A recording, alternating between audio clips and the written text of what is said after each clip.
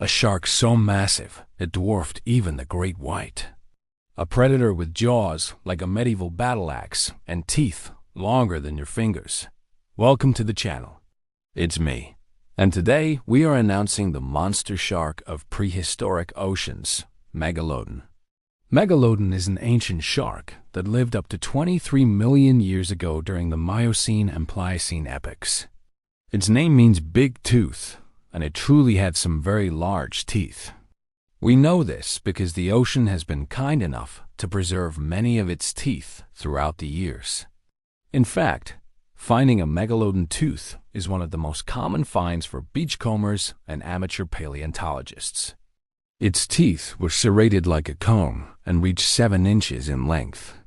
If that doesn't sound impressive, let me put it this way. The largest set of human teeth ever recorded belonged to a man named Robert D. Jones from South Carolina. Jones passed away in 2009 and left behind a legacy of supersized chompers. His longest tooth measured just over 5 inches, while the average adult male sports canines around 5 inches long. So if Megalodon had teeth 7 inches long, that means it had teeth bigger than the biggest teeth of the biggest human being that ever lived. And they weren't just used for show.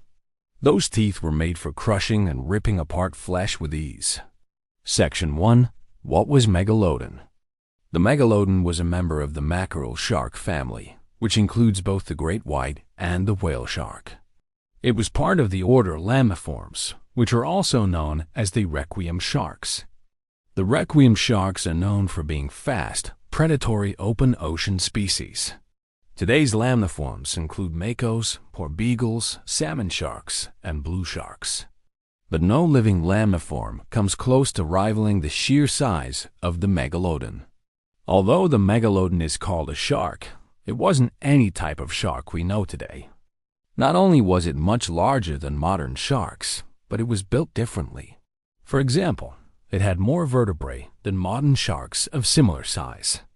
This is one of the reasons why scientists classify the Megalodon as its own species and not as a prehistoric relative of a modern shark.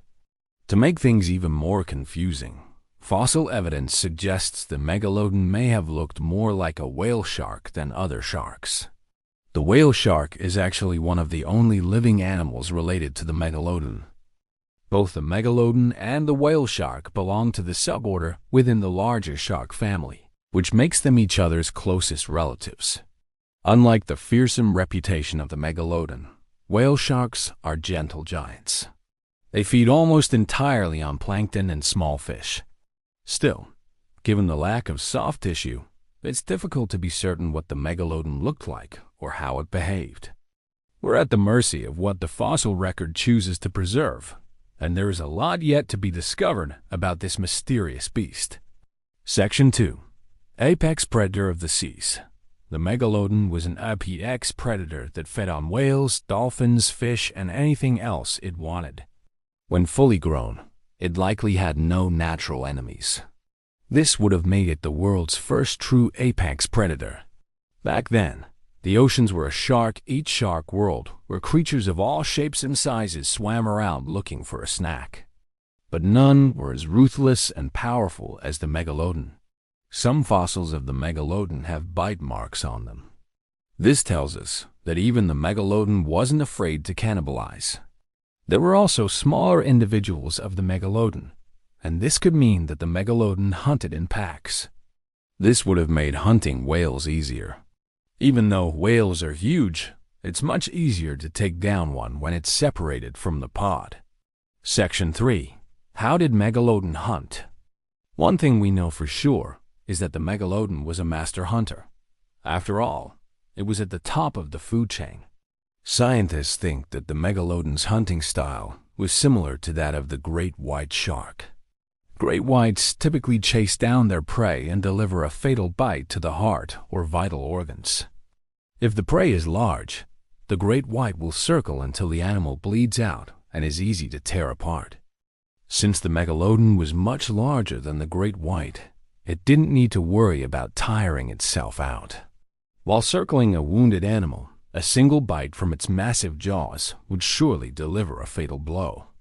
But don't think that the Megalodon only ambushed its prey. It was also capable of chasing down fleeing animals. You see, the Megalodon had a powerful tail that propelled it through the water at speeds that would put today's Formula One race cars to shame. We don't know the exact speed the Megalodon could reach, but estimates range between 22 and 34 miles per hour. To maintain such high speeds, the Megalodon needed to be constantly eating. Fossil evidence shows the Megalodon ate an estimated 2,500 pounds of flesh every day. That's the equivalent of 12 adults. No wonder it needed so much food. Section 4. Life Cycle and Reproduction. For such a massive animal, the Megalodon reproduced in a fairly standard manner. Like most sharks, it was an ovoviviparous, meaning that its eggs hatched inside the mother's body, where the pups were then born live. Female Megalodons gave birth to around 25 offspring at a time, although this number can only be found in fossil records. Nobody actually saw a Megalodon give birth, so all we can do is estimate. Since female size was positively correlated to litter size in extant sharks, it's possible that the Megalodon produced even more pups than modern sharks. Also, the Megalodon likely had a gestation period of around 2 years.